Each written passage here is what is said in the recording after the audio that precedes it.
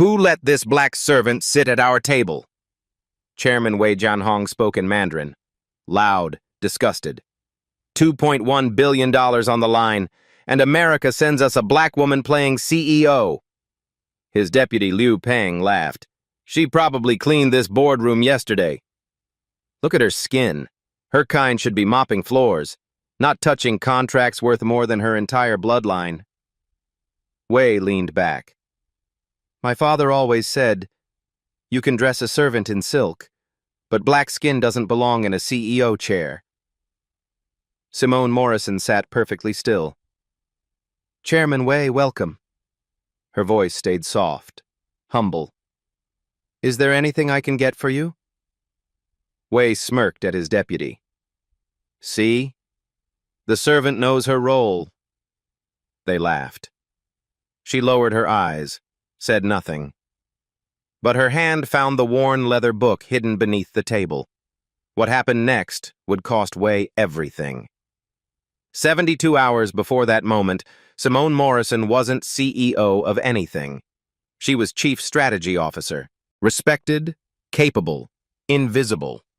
The kind of black woman who made herself small in meetings, who let white men take credit for her ideas, who survived corporate America by never threatening anyone's ego.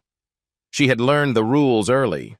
Speak last, smile often, never outshine the people who sign your paycheck. It worked. She climbed higher than her mother ever dreamed, higher than her grandmother could have imagined. But she was still invisible. Then the phone call came. Richard Hartley, CEO of Whitfield Crane Industries, had collapsed in his home gym. Massive stroke. Doctors said he might never wake up.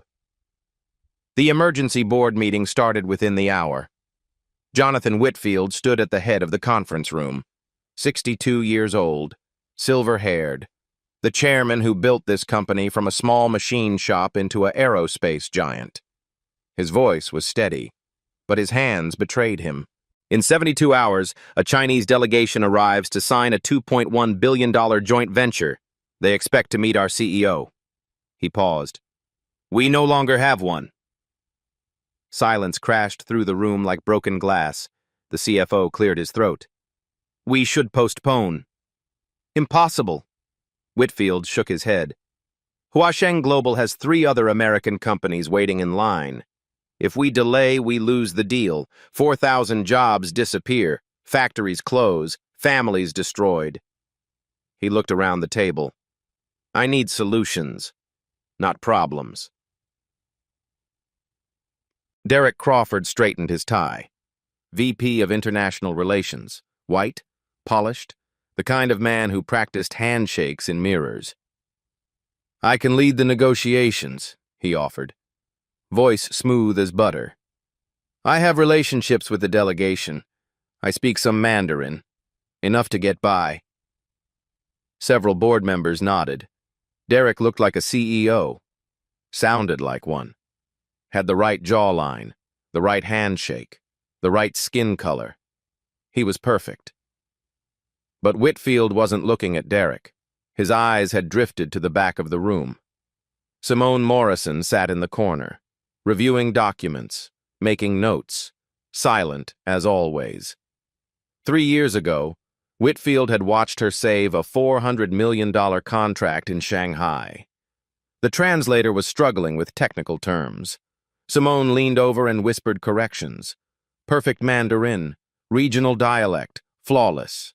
He never mentioned it, never asked, until now.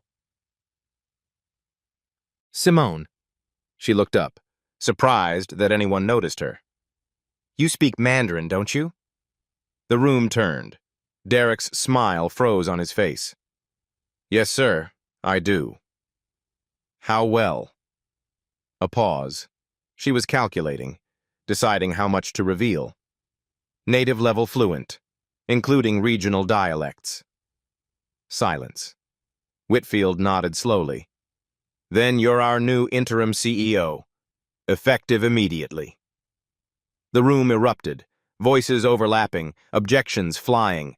Derek's protest died in his throat. His phone was already in his hand under the table. Simone met Whitfield's eyes. Something unspoken passed between them. "Sir, I need to tell you something first. In private. My office. 10 minutes. She gathered her things, walked past Derek without looking at him. He watched her go, jaw tight, fingers typing furiously. What Simone was about to reveal would change everything, and Derek Crawford was about to make the biggest mistake of his life. Whitfield's office had windows on 3 sides. Chicago spread below like a circuit board of lights. Millions of lives, millions of stories, all of them unaware of what was about to happen in this room. Simone closed the door. Her posture changed. No longer the invisible strategist. Something heavier now, something that had been waiting decades to surface. "Before I accept this role, you need to know something." She sat across from him. "This deal is personal for me. More personal than you can imagine." Whitfield raised an eyebrow. "Personal, how?" He slid a tablet across the desk. A video of Chairman Wei discussing technical specifications in Mandarin. "Our translators gave us a version. I want yours. Tell me what he's really saying." Simone watched the video once. Her eyes narrowed at the 2-minute mark. She played it again, paused at specific moments, studied his gestures, his tone, the way his mouth formed certain words. Then she translated, word for word, without notes. The official translation is accurate for the first 90 seconds, standard business talk. But at 2 minutes 14 seconds, he switches to Qingdao dialect, working-class accent from the shipyards. She pointed at the screen. He tells his deputy that our profit-sharing model is laughably American. He says we're naive, soft. He plans to renegotiate everything after we sign. Once we're locked in. Once we can't walk away. Whitfield leaned forward. At 3:45, that hand motion, a flick of the wrist. That's old money dismissal. It means he thinks we're beneath serious consideration. Easy marks. She sat back. Your certified translator missed all of that because he learned Mandarin in a Beijing classroom. Chairman Wei learned it in the shipyards his father built. Different language entirely. Whitfield was silent for a long moment. Where did you learn it? The question hung in the air like smoke. Simone's hand drifted to her bag, to the worn leather book inside. I learned it from my grandmother, Loretta Morrison. And where did she learn it? A long pause. Simone was opening a door she'd kept locked for 30 years, a door that led to pain, to rage, to a wound that never healed. In the house of Wei Jianhong's father, she was their servant, here in Chicago, 50 years ago. Whitfield's eyes widened. You knew the Wei family? My grandmother did. Wei Sr. owned textile factories here in the 70s, brought workers from China, hired local black women as domestic help, cheap labor, invisible labor. She took a breath. My grandmother cleaned their toilets, washed their dishes, raised their children when the parents couldn't be bothered, including a boy named Jianhong. He was 8 years old. The same Wei Jianhong coming here in 72 hours? The same man. Simone's voice hardened. Though he won't remember. To him, my grandmother was just another black servant. A face without a name, a body without a story. He has no idea that in 72 hours he'll be sitting across from her granddaughter. Dad. Whitfield stood, walked to the window, processing. What happened to her? She committed an unforgivable sin. Simone's voice was steady, but her hands weren't. She learned Mandarin. Every night, after the family slept, she crept down to the study. An old scholar named Mr. Huang waited there. He was hired to tutor the Wei children. But he saw something in my grandmother, intelligence, hunger, a mind sharper than any of his wealthy students. He taught her for free, in secret, for 2 years. She paused. One evening, Wei Sr. came home early, found her reading aloud in Mandarin, fluid, beautiful, nearly perfect. His face twisted with rage.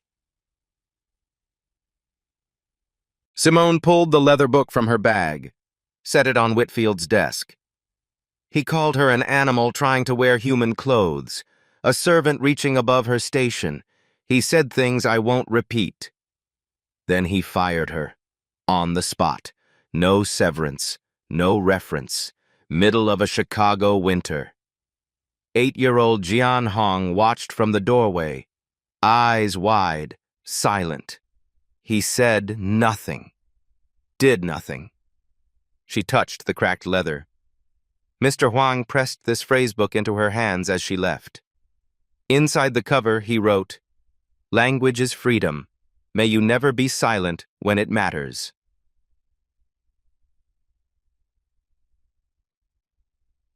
Your grandmother kept this? She kept learning. Every day, every night. She taught my mother. My mother taught me. 3 generations of black women, all because one man said we didn't deserve to speak his language. Whitfield studied the book, studied Simone. Does Wei Jianhong know who you are? No. Simone shook her head. He has no idea.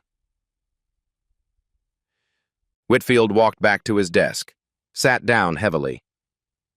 The board will fight this appointment. Derek has allies. They'll say you don't have the right profile. I know what they'll say. I don't care what they say. He met her eyes. I've waited 20 years to see the Wei family humbled. 20 years. Wei Sr. approached me when I was building this company. Offered $50 million. But he had one condition. Fire a black woman on my executive team. Said she made his associates uncomfortable.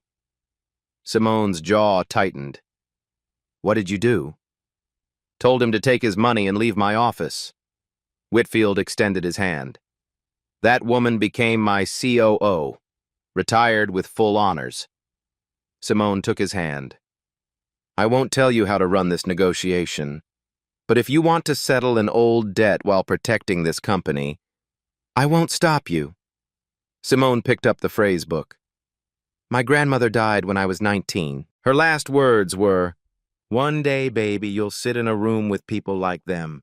When that day comes, don't you dare be silent." She stood. I've waited 30 years for that room. It's 72 hours away. Chicago, 1973. The Wei Mansion on Lakeshore Drive. Marble floors polished to mirrors. Silk curtains imported from Shanghai. More money in one house than Loretta Morrison would see in 10 lifetimes. She was 32 years old, black, poor, invisible. Every morning she took 2 buses from the south side, arrived before dawn, left after dark. In between, she scrubbed and cooked and cleaned and smiled and pretended not to exist. She cleaned their toilets, washed their silk sheets, raised their children when the parents were too busy with business dinners and society parties. Young Jianhong was 8, lonely in that cold mansion. He followed Loretta everywhere. She told him stories, taught him to tie his shoes, held him when he had nightmares. She was the warmest person in his life. But Loretta had a secret. Every night, after the family slept, she crept down to the study. Mr. Huang waited there. The elderly tutor hired to teach the Wei children. 70 years old, eyes bright with knowledge, heart heavy with what he'd seen in his long life. He saw something in Loretta that no one else bothered to look for. Brilliance. You have a gift, he told her. A mind sharper than any of my official students. If you had been born in a different skin, in a different country, you would have been a scholar. She practiced Mandarin while scrubbing floors, conjugated verbs while washing dishes, memorized characters while folding laundry. She dreamed of a different life, a life where someone like her could be heard. One evening, Wei Sr. came home early. He heard voices in the study, found Loretta reading aloud in Mandarin, fluid, beautiful, nearly perfect. His face twisted with rage. What is this? He stepped into the room. An animal trying to speak like a human? Loretta stood, lowered her eyes. Sir, I was only— Silence. He moved closer. You clean my toilets. You scrub my floors. You exist to serve, not to learn, not to speak, not to pretend you are anything more than what your black skin makes you. Mr. Huang tried to intervene. Sir, she meant no disrespect. And you? Wei Sr. turned on him. Teaching a servant? You're fired too. He pointed at Loretta. Servants don't need to speak the language of their masters. Remember your place. Now get out. Take nothing. 8-year-old Jian Hong watched from the doorway, eyes wide, silent, afraid. He said nothing, did nothing. Loretta walked out into the Chicago winter, nothing but the clothes on her back. At the door, Mr. Huang pressed a leather phrase book into her frozen hands. Inside the cover, his handwriting. For Loretta, language is freedom. May you never be silent when it matters. She never saw him again. He returned to China, died 10 years later. But Loretta never stopped learning. She taught her daughter. Her daughter taught Simone. 3 generations of women. Passing down a weapon forged in humiliation. 50 years later, that weapon was about to speak. 48 hours before signing. O'Hare International Airport, private terminal. Chairman Wei Jianhong stepped off the jet like he owned the runway. Designer suit worth more than most cars. Watch worth more than most houses. The arrogance of a man who had never heard the word no and meant it. His delegation followed. Deputy Chairman Liu Peng, Legal Counsel Madame Xu Mei. 3 assistants trained to laugh at his jokes and agree with his opinions. Derek Crawford was there to greet them. He'd insisted on being present. For continuity, he said. For betrayal, Simone knew. She stood behind the welcome committee, observing, listening, invisible, just like her grandmother. Wei's eyes passed over Simone without stopping. No recognition, no interest. Why would there be? To him, black servants all looked the same. Interchangeable, forgettable, beneath notice. He turned to Liu Peng, spoke in Mandarin, casual, careless. That's the new CEO? A black woman? He snorted.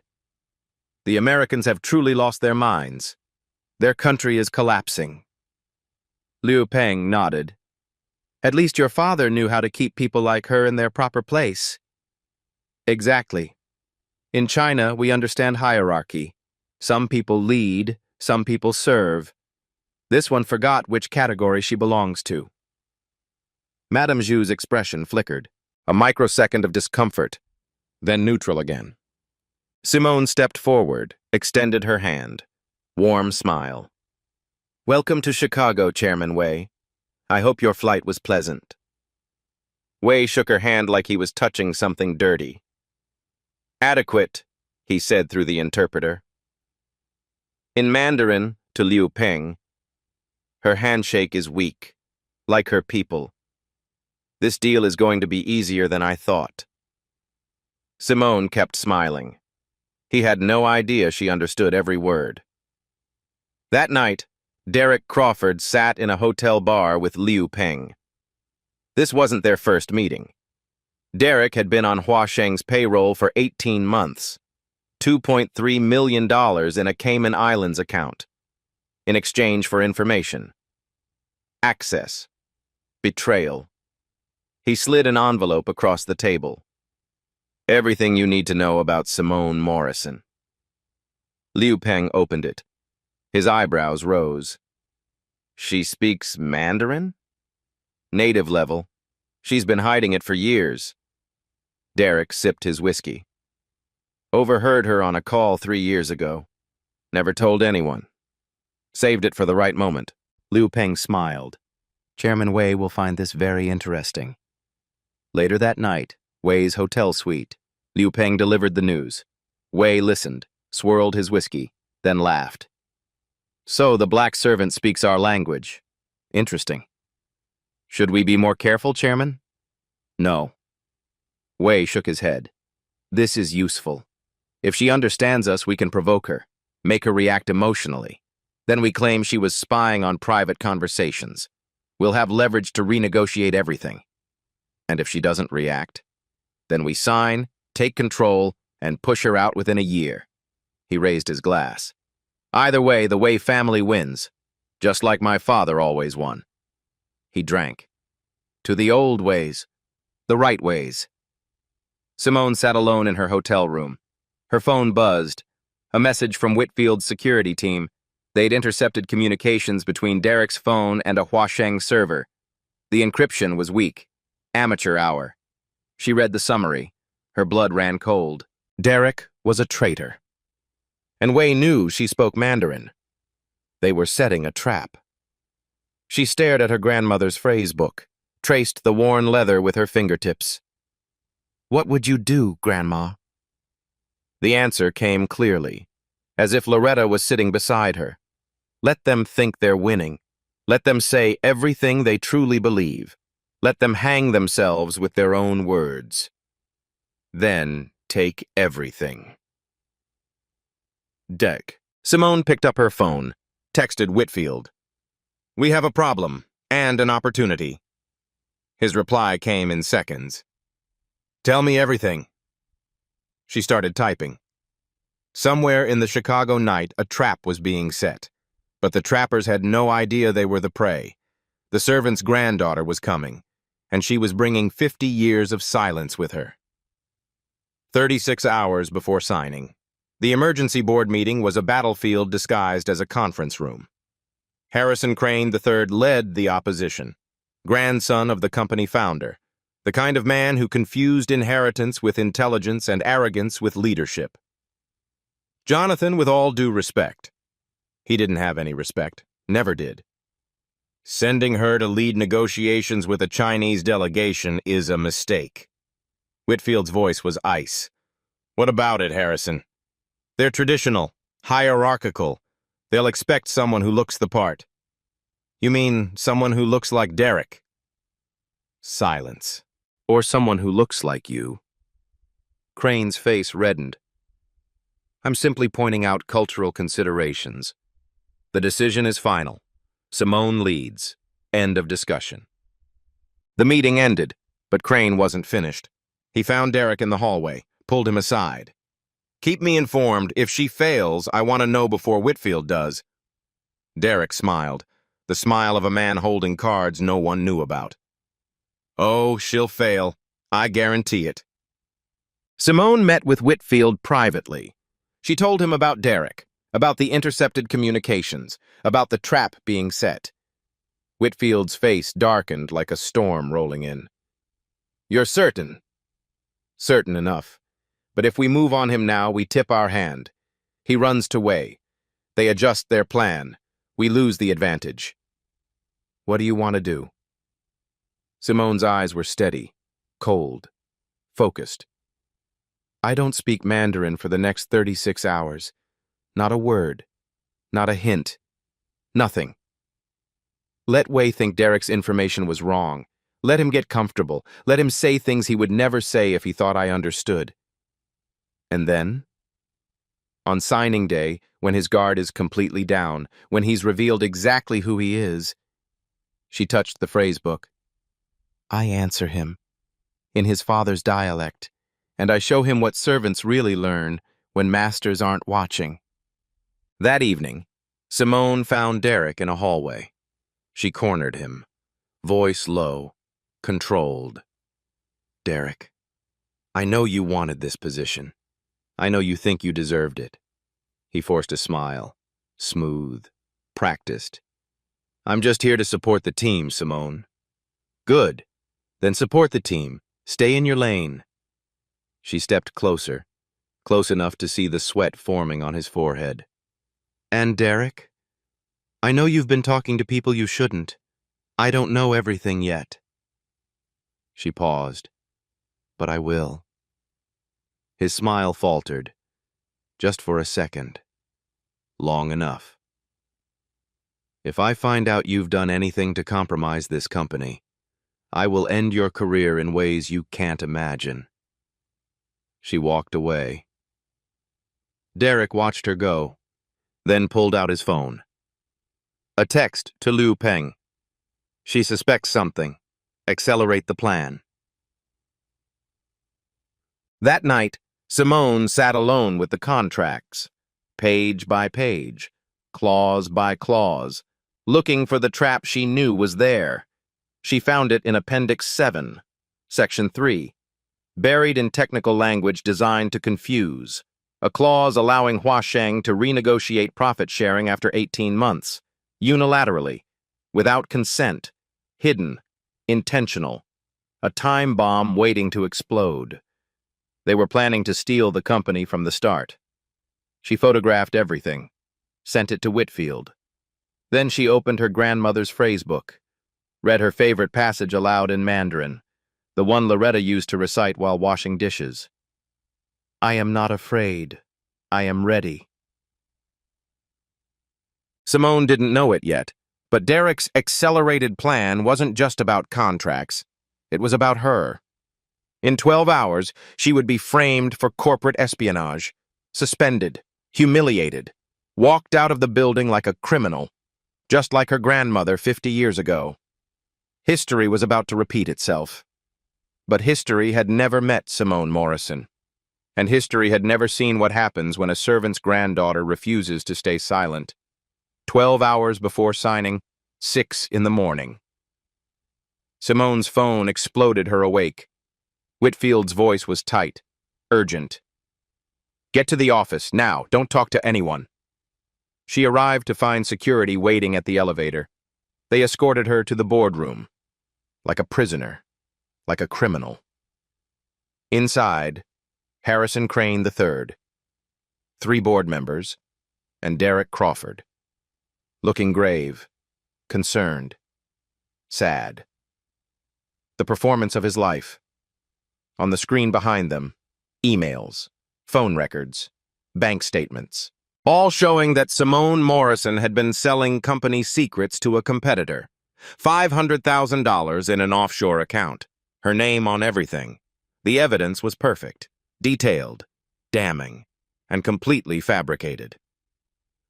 Crane spoke first, enjoying every word. Ms. Morrison, would you like to explain these transactions? Simone's mind raced. This was Derek's work, the accelerated plan. These documents are forged. I've never seen that account. The evidence speaks for itself. Crane cut her off. Given the severity, the board moves to suspend Ms. Morrison pending investigation. She looked at Whitfield. His hands were tied. If he defended her now, he looked complicit, part of the conspiracy. But his eyes met hers. A message she could read clearly. I believe you. Play along. I'm working on something. Security took her badge. They escorted her through the office, past colleagues who suddenly couldn't meet her eyes, past the assistants she'd mentored, past Derek, who shook his head in theatrical sadness. Such a shame. I warned them she wasn't ready for this level. The elevator doors closed on her face. She was walked out the front entrance, the same way her grandmother was walked out of the Way Mansion 50 years ago. Same city, same humiliation, same silence, history repeating. So, Simone sat in her car. Parking garage, alone. The concrete walls pressed in, cold, gray, suffocating. She pulled out the phrasebook, opened it to the inscription. May you never be silent when it matters. Her hands shook. Tears threatened to fall. Is this how it ends? 50 years later, the same story? Grandmother walked out in winter. Granddaughter walked out in shame. Both destroyed by the same family. Her phone buzzed. Unknown number. A text. 3rd floor, east stairwell. Now.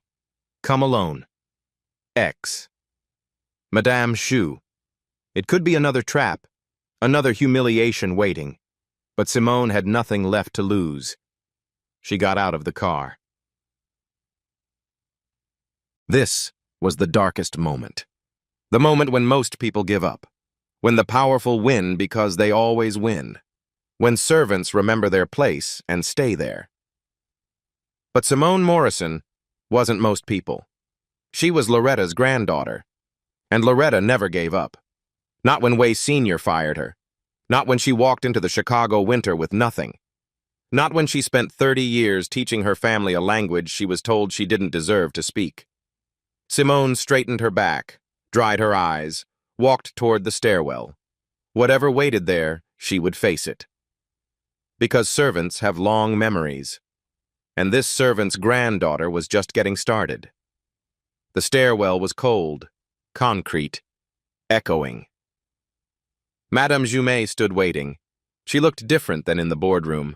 Tired, conflicted, human. Ms. Morrison, we don't have much time.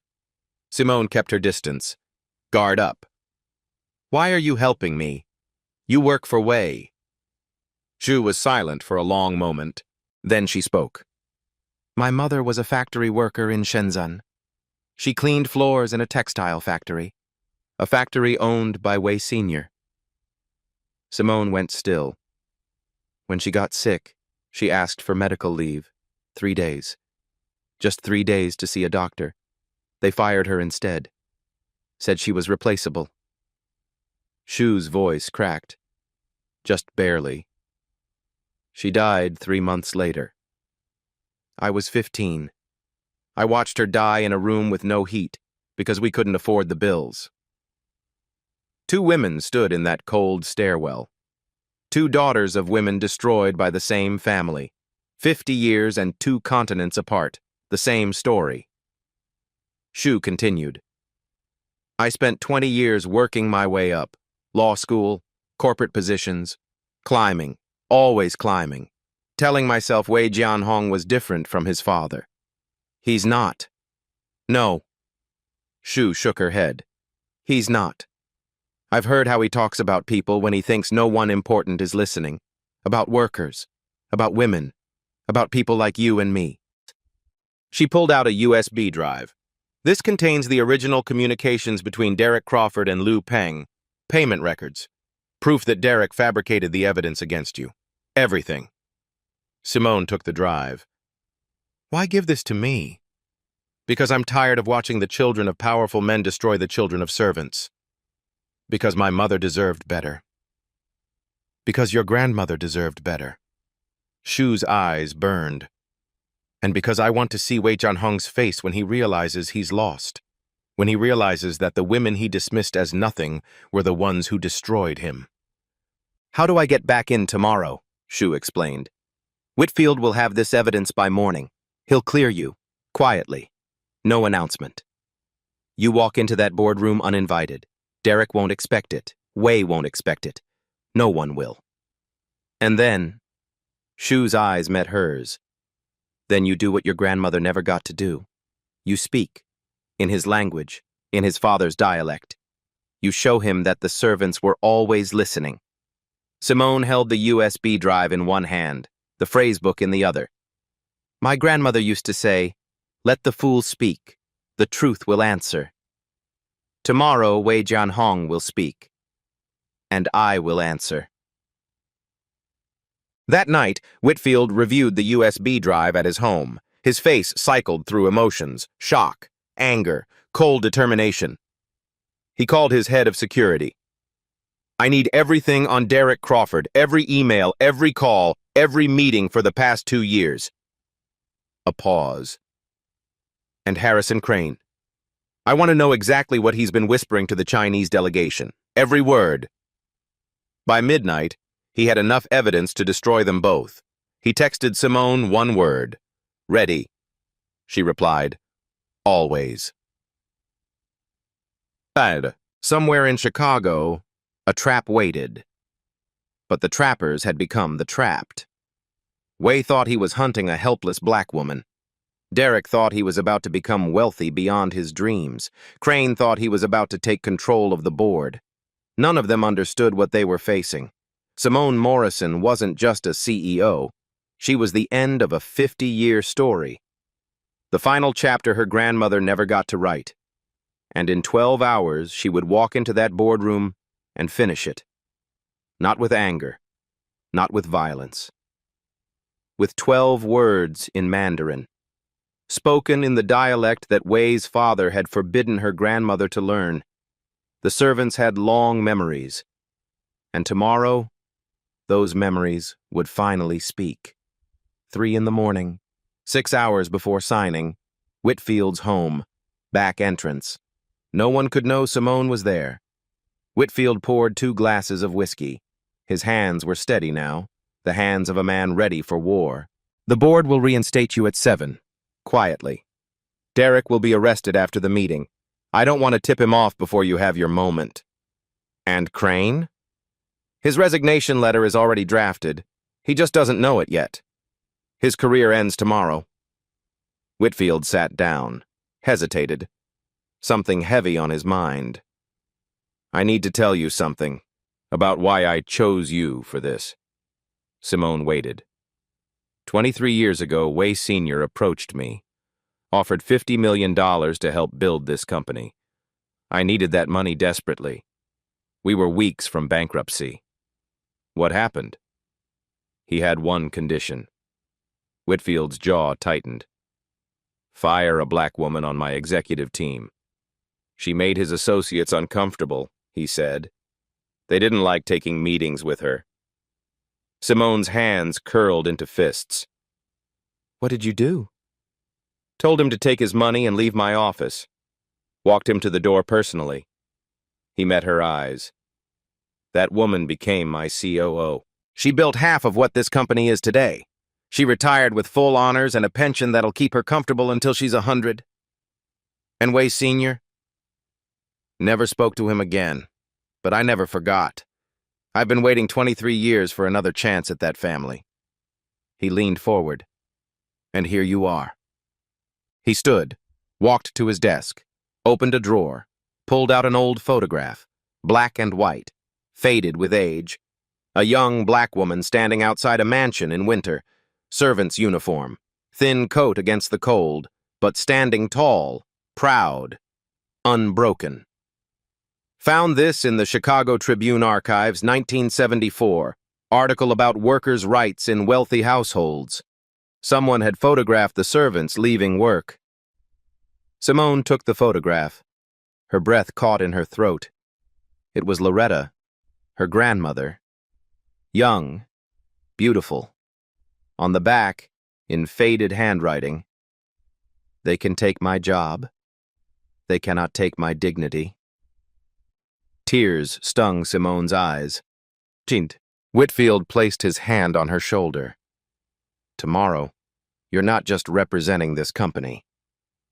You're representing every person who was ever told they were just the help. Every cleaner, every servant, every invisible person who was smarter than their masters and couldn't show it. Your grandmother started something she couldn't finish. The world wouldn't let her. But you can finish it. You will finish it. He stepped back. Make them remember her name. Make them remember that servants have children and grandchildren and long, long memories.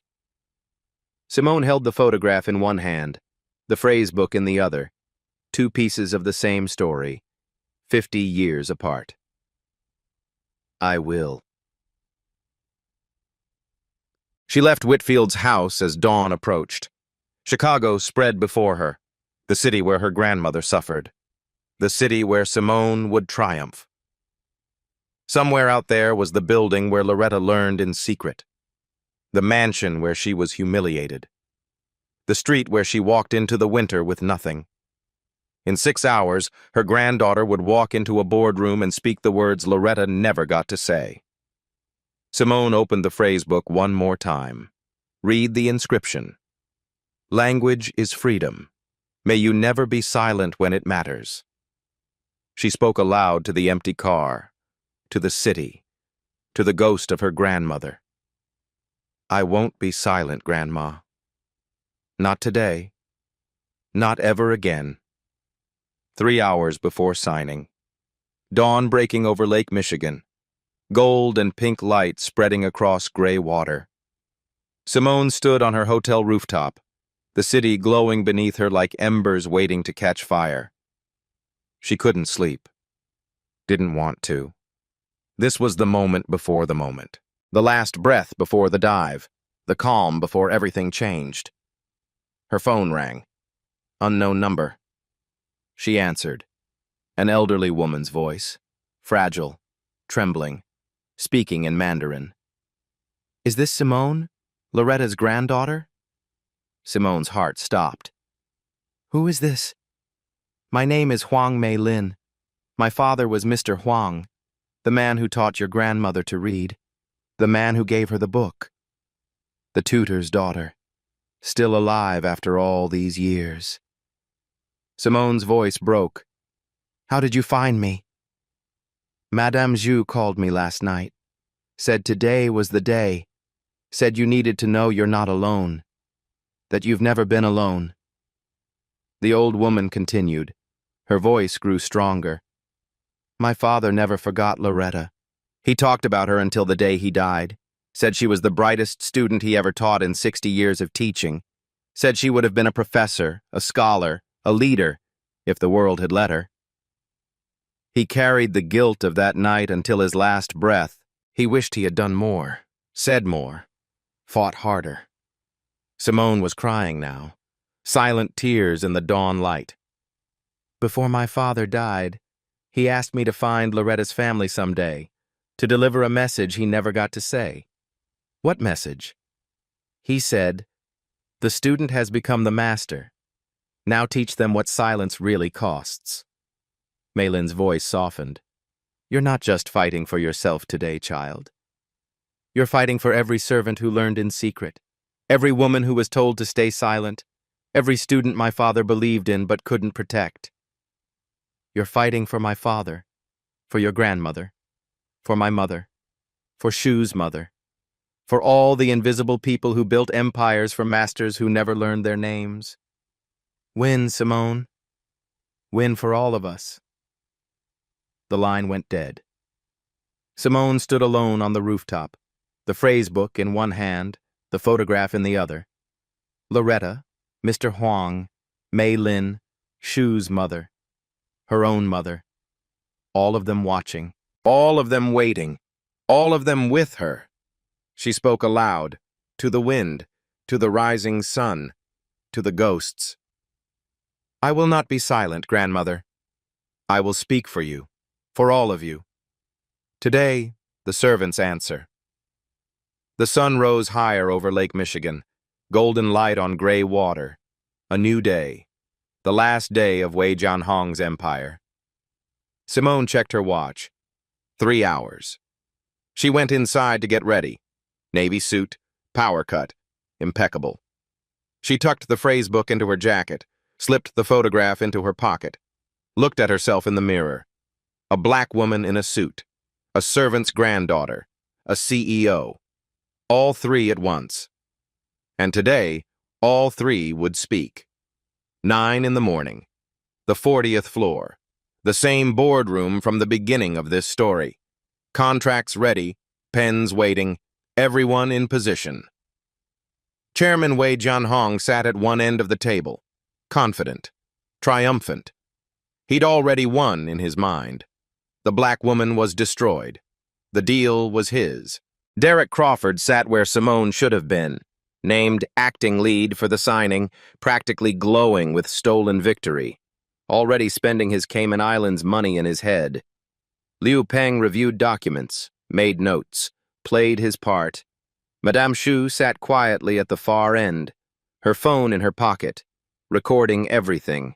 Jonathan Whitfield sat at the side, looking defeated, shoulders slumped, playing his part perfectly. Harrison Crane III smirked from the corner, already planning his takeover. Security stood at the doors. Everything according to Wei's plan. Wei made his speech through the interpreter. Today marks a historic partnership. East meets West. We are pleased that recent complications have been resolved appropriately. Then he turned to Liu Peng, spoke in Mandarin, casual, careless, arrogant. The black woman is finished. Derek did excellent work. My father always said Americans are easy to manipulate, soft, sentimental, stupid. Liu Peng nodded. Wei laughed. Wei, 50 years ago, my father showed a black servant her place, threw her into the street like garbage. Today I've done the same to her granddaughter. The Wei family always wins. Always. Derek didn't understand a word. He just smiled. Thought he was about to become rich. Wei picked up his pen. Let's make history. The boardroom doors slammed open. Simone Morrison walked in. Navy suit, power cut, impeccable. In her hand, the leather phrase book.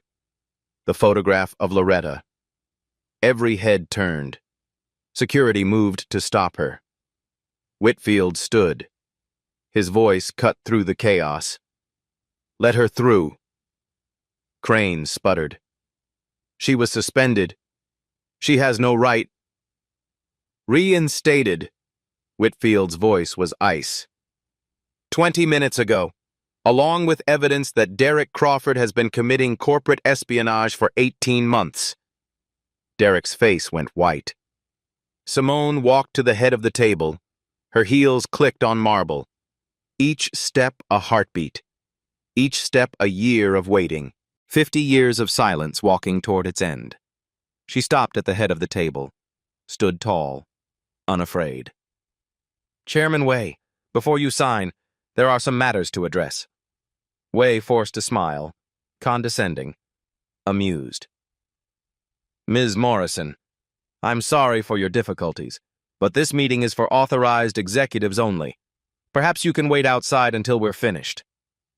To Liu Peng, in Mandarin, she's desperate, pathetic. Let her speak. It changes nothing. Simone opened her folder. Derek Crawford. Derek's head snapped up. 18 months ago, you opened an account in the Cayman Islands. Account number ending in 7742. That's ridiculous. Since then, you've received $2.3 million from a Huasheng subsidiary. In exchange, you provided confidential documents, sabotaged internal candidates, and fabricated evidence to frame me for crimes I didn't commit. She slid papers across the table. Bank records, emails, communications, all verified. She looked at him. Would you like to explain them to the board, or should I continue? Derek tried to run. Security was faster. The room erupted into chaos. Crane was sputtering. Liu Peng was frozen. Board members were shouting. Wei tried to salvage the situation. Smooth, professional. This is most unfortunate. Mr. Crawford clearly acted alone. A rogue employee. This doesn't affect our partnership. Simone turned to face him directly. I'm not finished, Chairman Wei. She placed the leather phrase book on the table, gently, deliberately. Do you recognize this book? Wei frowned. Should I? This belonged to a woman named Loretta Morrison. Simone's voice was steady, clear. Every word chosen with precision. In 1973, she worked in your father's house, here in Chicago, Lakeshore Drive. She cleaned your floors, cooked your meals, washed your clothes, taught you how to tie your shoes. Wei's frown deepened, ancient memory stirring. Marie, a face from childhood. Warm hands, gentle voice. One night your father found her learning Mandarin. He fired her on the spot, called her an animal, said servants don't need to speak the language of their masters. Simone paused. She was my grandmother. Wei's face cycled through emotions. Recognition, shock, and then something ugly. Dismissal. He turned to Liu Peng, spoke in Mandarin. A servant's granddaughter thinks she can threaten me? Pathetic. My father was right about these people. They don't know their place.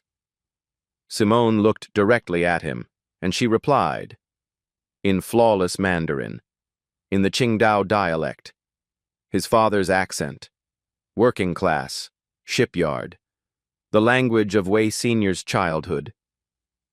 Chairman Wei, I understood every word. Wei's face drained of all color. Every insult at the airport, every joke in the car, every time you mentioned your father with pride, every time you called me a servant.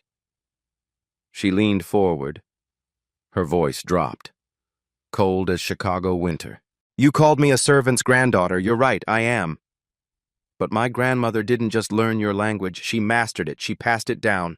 3 generations of black women, all of us listening, all of us waiting, all of us remembering. The room was silent, frozen. Wei couldn't move, couldn't speak. Simone continued, still in Mandarin, still in his father's dialect. Your father silenced my grandmother, threw her into the snow, told her servants don't deserve to speak. He could not silence her legacy. And today, that legacy ends your $2 billion dream. She stood straight, switched to English, voice ringing through the room. Whitfield Crane Industries will not sign this deal. We will pursue legal action against Huasheng Global for espionage, bribery, and fraud. She nodded toward Madame Zhu. Xu stood, held up her phone. Madame Xu has provided recordings of your private conversations throughout this negotiation. Your plans to renegotiate in bad faith.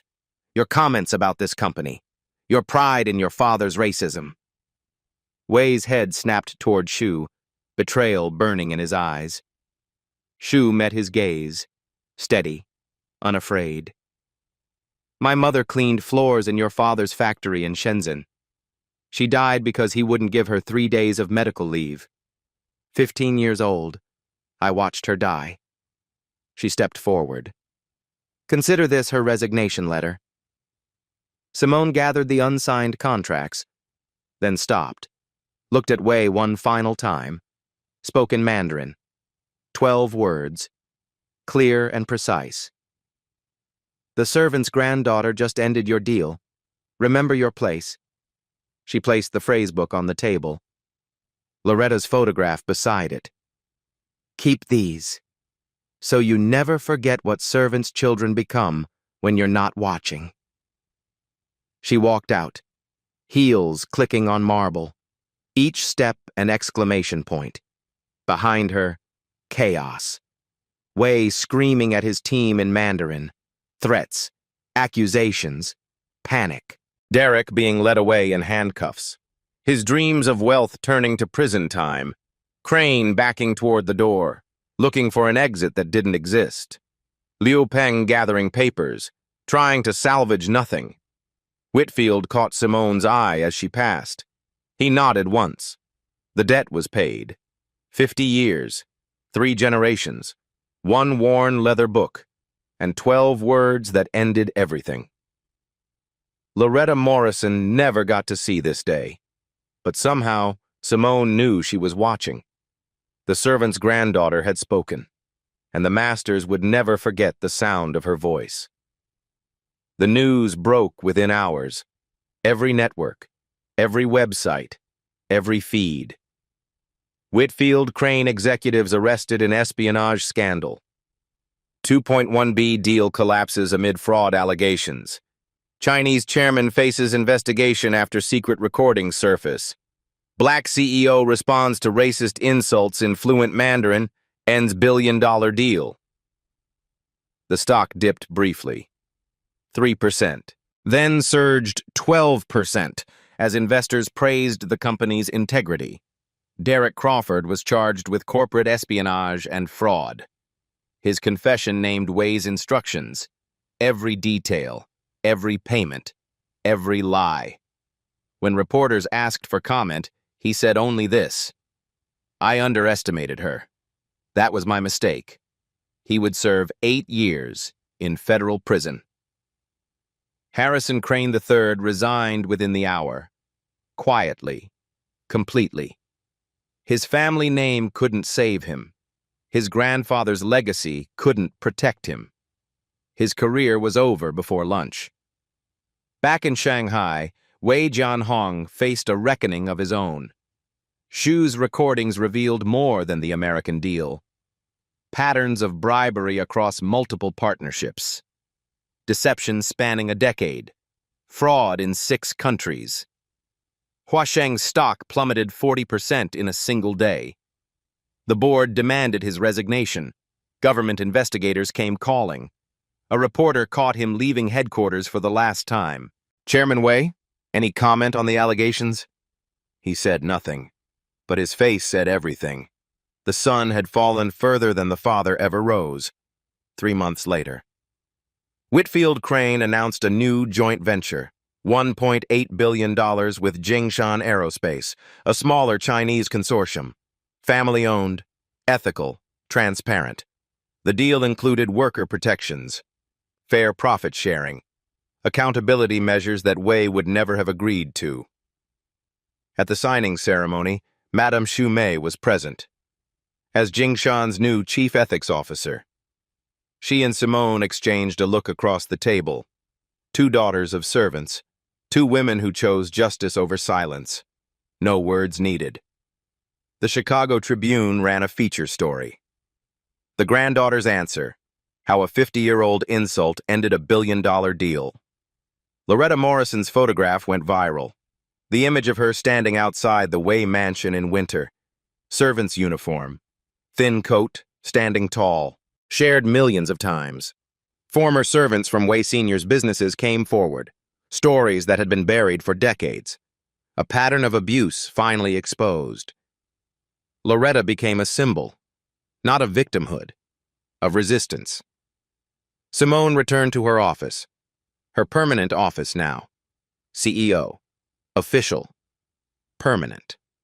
On her desk, a shadow box from Whitfield.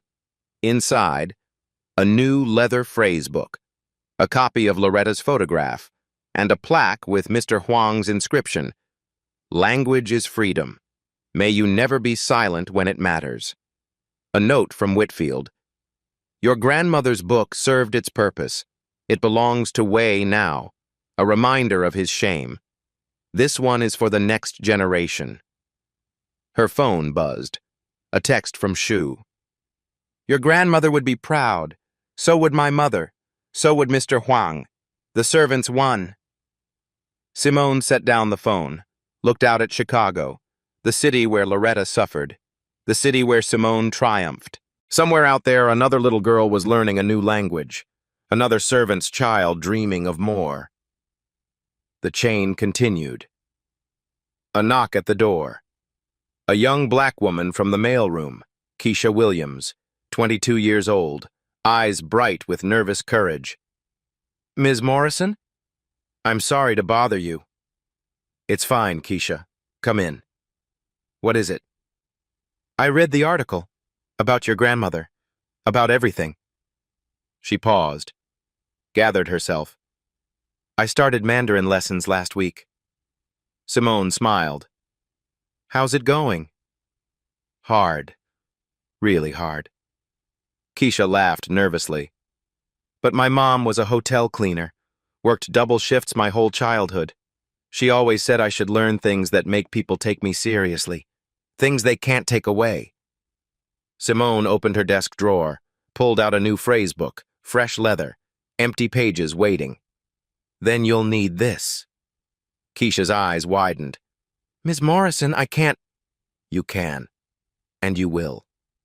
Simone opened the cover, wrote inside, "For Keisha. Language is freedom. May you never be silent when it matters." She handed it over. "My grandmother gave this inscription to my mother. My mother gave it to me. Now I'm giving it to you. One day you'll give it to someone else. That's how it works. That's how we win." Keisha held the book like it was made of gold. "I won't let you down, Ms. Morrison." "I know you won't." Simone watched her go. The door closed. And for the first time in weeks, Simone cried. Not from sadness, not from relief, from something bigger, something that felt like hope. 6 months later. The Loretta Morrison Foundation opened its doors. 500 scholarships, Mandarin, Spanish, Arabic, French, Japanese, all for first-generation students from working-class families, children of cleaners, children of cooks, children of servants. The program tagline, "Language is freedom, open every door." The Way Mansion on Lakeshore Drive, abandoned for decades, was purchased by an anonymous donor. It became the Loretta Morrison Community Center. Language classes, job training, a permanent exhibit on the history of domestic workers in America. Simone cut the ribbon at the opening ceremony. Hundreds of people filled the lawn, young and old, all colors, all backgrounds. In the crowd, she spotted an elderly Asian woman, 82 years old, frail but smiling, Huang Mei Lin, Mr. Huang's daughter. They embraced without words. Some messages don't need translation. 1 year after the boardroom, same building, same floor, same table.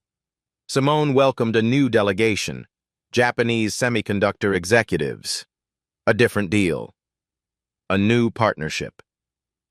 Before the meeting began, one executive murmured to his colleague, in Japanese, something about unusual choice for CEO. Simone smiled, said nothing. Let them wonder. The meeting went perfectly. Professional. Successful. Respectful. As the delegation left, one executive paused at the door. Ms. Morrison, I must ask, do you speak Japanese? She answered in flawless Japanese. Only when it matters. He laughed, genuine respect in his eyes. I think we'll enjoy working with you, Ms. Morrison. He bowed. She bowed back. The game had changed, but Simone Morrison was always listening. That night, she visited the community center, walked through what used to be the Way Mansion study, the room where Loretta learned in secret, the room where she was condemned. Now it was a library, filled with language books, filled with dreams. Children's laughter echoed down the hallway. Simone sat in the corner, opened her phrasebook. Beneath Mr. Huang's inscription, she added her own line. I was not silent. Simone, 2024. She closed the book. Outside, children were laughing, learning, becoming. Loretta Morrison never got to see this day. She never saw her granddaughter in that boardroom, never heard those 12 words in Mandarin that ended a $2 billion deal. But I think she knew. When she learned in secret while scrubbing floors, when she taught her daughter despite having nothing, when she pressed that phrase book into her granddaughter's hands and whispered, "Don't you dare be silent." She was planting a seed that took 50 years to bloom. That's the thing about people who are underestimated. They don't just survive. They plant forests. So here's what I want you to do. Think about someone in your life who's invisible. The cleaner at your office who knows everyone's secrets. The server at your restaurant who remembers your order. The assistant everyone walks past without seeing. Ask them one question you've never asked. Learn one thing about them you didn't know. You might discover a grandmother who studied in secret, a mother who sacrificed everything, a story waiting 50 years to be told. Every invisible person is a seed. Water them. And if this story moved you, if you saw your grandmother in Loretta, if you saw yourself in Simone, if you saw your future in Keisha, leave a comment. Tell me, who taught you to fight? Whose words do you carry? Like this video. Share it with someone who needs to hear it. Subscribe. Because next week, we're telling another story about someone who was invisible until they weren't. They called her a servant. She replied in their language, and everything changed.